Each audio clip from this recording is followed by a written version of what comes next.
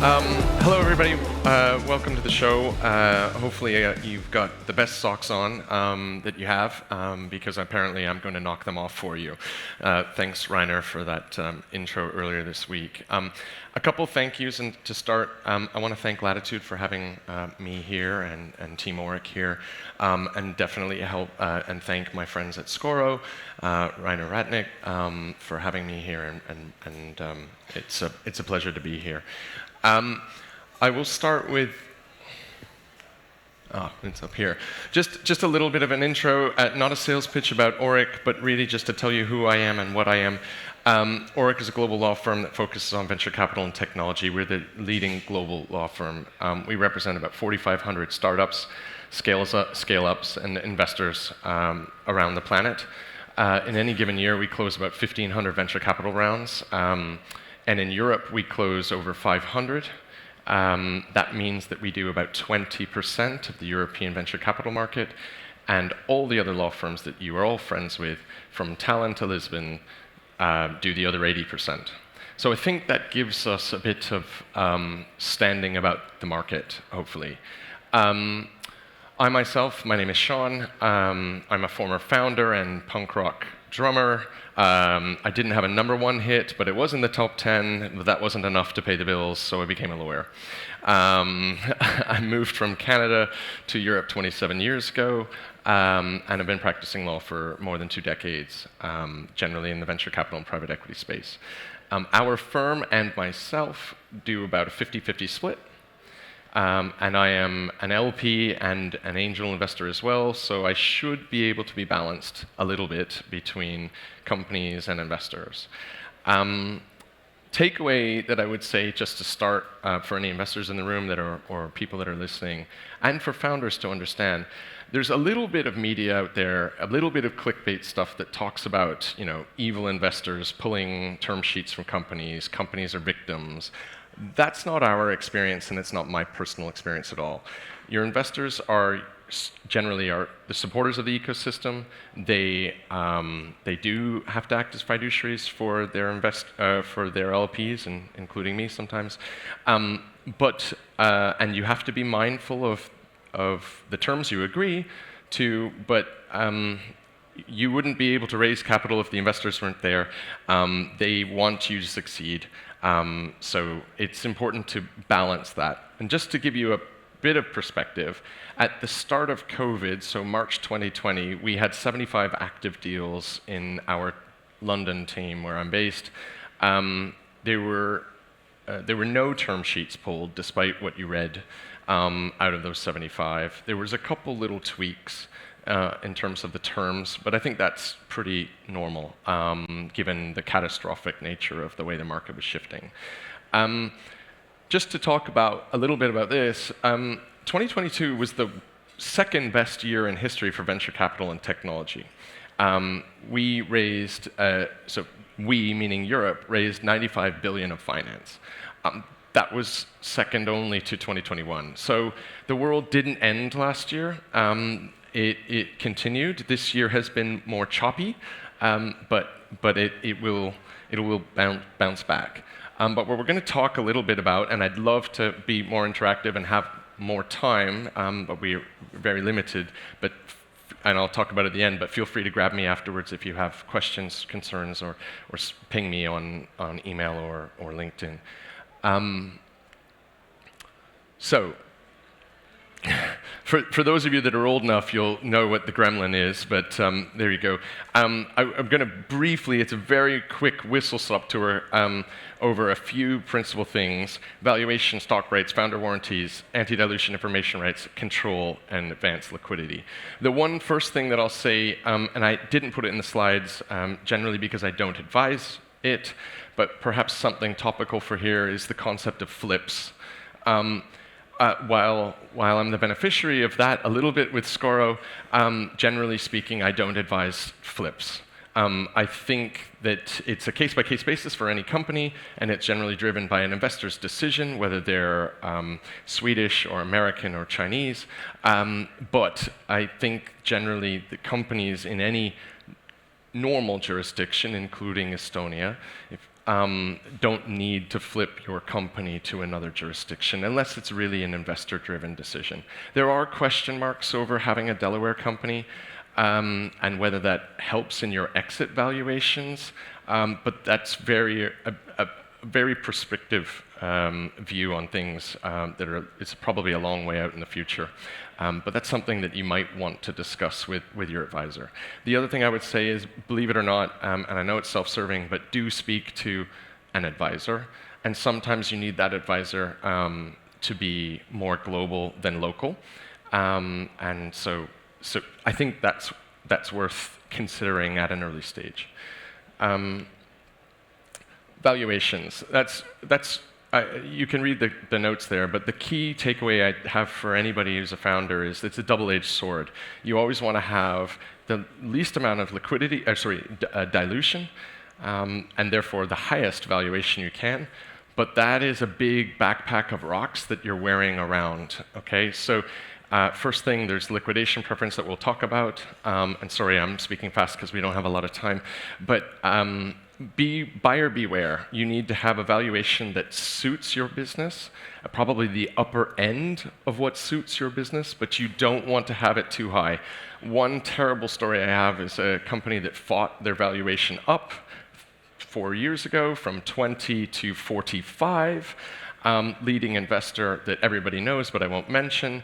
The price was far too high. They did the deal, but then they lost interest, and they've just walked away. If the valuation was lower, I think that might have been a little bit different. Stock rights. These things are some of the terms that have changed. 2023, maybe the end of 22. Again, I'd love to talk in depth about it, but the key thing is 2020, the first half of 2022 and before, for at least the last decade, it was always non-participating stock. It was always 1x liquidation preference, and there was no coupons. What we've seen is an increase today of sometimes participation being proposed. That's a double dip, and anybody has questions about that, I can answer that afterwards. Liquidation preference definitely increasing from 1x to generally upwards of 2. The key there for founders is try to make it staged. So depending on the exit value, decreasing the liquidation preference. And then the real gotcha or gremlin that everybody should be aware of is the coupon or the interest ticker. Those are starting to come back. We haven't seen those since about 2010 in Europe. And by the way, all of this is a European perspective rather than the US. The US is still a little bit more competitive than it is here. So that is somewhere between a 6 and 8% coupon or interest ticker, and the worst piece of it is when it compounds. And you think that it's okay because it's a 3-year period that you're going to have it for, and then you're going to sell your company for $1 billion, and then you find that you're Stripe and you haven't done your IPO, and it's 12 years later. Now, Stripe doesn't have this, by the way, but as that's an example of a company that we know closely, they expected to do an IPO within 3 to 4 years, and here we are 7, 8 years later, and we had to do a different funding round, as you probably all saw in March, in order to provide employee liquidity. So you never know how many months or years it's going to build up, and the compound feature will sting you really badly. And if you've got participating preferred with a 2x liquidation preference and a compounding coupon, like a deal I did in 2008, the investor put in 10, they got out 35, and the founder got 600,000, and 12 years of his life. So buyer beware. Founder warranties, big no, just say no. Like, if anybody knows that reference, it's Nancy Reagan from about 1982. But, and we need collectively your help here. It's never been the case that you had founder warranties in the United States. For the last 2 years, we have been working with the British Venture Capital Association, which are generally the leaders for the disparate market that we have in Europe. It was officially recognized by the drafting committee, which I chair, that we wouldn't have it in the UK. Ireland follows either the UK or the US, and so it's gone now, and that officially came out about 3 months ago. We still see founder warranties, and it will take a while in the rest of Europe to disappear. It's generally not a big deal. It's a 1x salary and a 12-month period, but it's very emotional for founders, and it shouldn't be market. So I think taking that off the table saves time, money, negotiation, and then it saves lawyer time. So just say no, please. Anti-dilution, there's only one answer here, and it should be broad-based weighted average, and it should always be broad-based weighted average. In the last 12 months, we've seen an increase of narrow-based weighted average, which doesn't take into account the fully diluted cap table, and we have seen some full ratchets. You could maybe live with broad-based occasionally, but I'd again just say no to that. Resist it at all costs. The other thing is a most favored nation or pull-ups. You're used to probably seeing those in convertible notes. That's okay, but not in your equity documents. So if you offer something in the next round, you don't want your existing investors to be able to pull up to that. You want that to be a discussion. There's also been an increase in information right demands. Generally speaking, for founders, the less you share, the better, because they have less of a stick to hit you with. So try not to give us the standard rights, monthly management accounts, quarterlies, or annual accounts. You can give those, but only to the lead investors and not to every angel. And as we all know, the smaller the investor, generally, the more painful they are, and the more questions they ask. So you don't want to give them all of that information. I have one company that gave no information rights to anyone, and that really worked out very well for the 9 years that we worked with them. We get these emails from the leading investor, and he would say, well, I need this or I need this for my investment committee, and we just say no, or we just ignore him. And in one case, I think we ignored him for about 4 years. I got lawyers' letters from another law firm telling me I was being bad and blah, blah, blah, and we just ignored him because it didn't matter. Control rights. This has increased, and this is important to think about. Prior to, so 21 and the 10 years before, you'd expect your lead investor to have a board seat. Now they're asking for 2. Sometimes they're asking for an observer as well. It's not the company's job to educate a 25-year-old investor and give them board experience at all. And the more voices you have in the room, the more difficult it is to navigate. Named quorum rights, so a blocking right over board meetings, like absolute no. I have one in a deal right now. The company's not listening to me, but that's a scary one. Protective provisions should be decreasing, but they are starting to increase, and the thresholds that apply are increasing, so or decreasing, as the case may be. Meaning, like 2 years ago, you might have a block that said you can't hire any employee for more with a salary of more than 200,000 euros. And now, today, it's 50,000 euros. We all know salaries are going up. You don't want to have to call your investor every 3 days with a question. They don't want to receive that, even though they like the control. It makes for a lot of friction in the business. So be careful what you agree to. And then also increased contractual control, preferential terms over preemption and ROFRs. I think that creates misalignment. Got less than a minute left, so I'm going to keep rolling quickly. Forced exit and advanced liquidity rights. You see this most often from US-based investors. They will tell you that they have to. The next 5 or 7 years, they have to have an ability to sell, redeem, put their shares back at a fixed cost, drive the company into an IPO. Thankfully, in Europe, we do have ancient accounting rules that prevent redemptions and, in many cases, puts. But nonetheless, I think it creates complete misalignment if you've got an investor being able to, with 20% of the cap table, sell out their stake in advance of everybody else. So that really should be resisted, and a good advisor will do that for you. 5 seconds left. Takeaways. Speed is not usually your friend.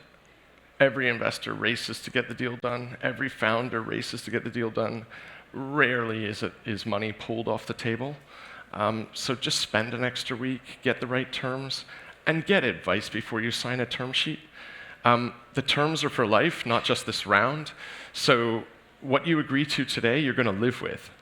And that includes the identity of the investors. So be careful who you're getting in bed with. And then, of course, the most important currency that we all have is time. And the older you get, the more you realize that. So think less about the valuation or the money that's coming off the table at the first stage, and think about, if I'm spending the next 10 years, do I want to have an exit strategy? Is it right to do the Series D and build more of a preference stack in front of me, or should I just sell the business today? Think about all those things. And that's me. So please do, I know we didn't have much time, but please do email me at any time. I'm happy to talk to anyone. There's no charge. I know we're lawyers and we charge by the hour, but please feel free to reach out. I'd love to speak to anybody. And to go full circle, one final thing is that I close generally 50 to 60 venture capital rounds a year. Last year, my team in London did 57 different countries. So we have a pretty global perspective, and hopefully that can be of use to you. So that's it. Thank you.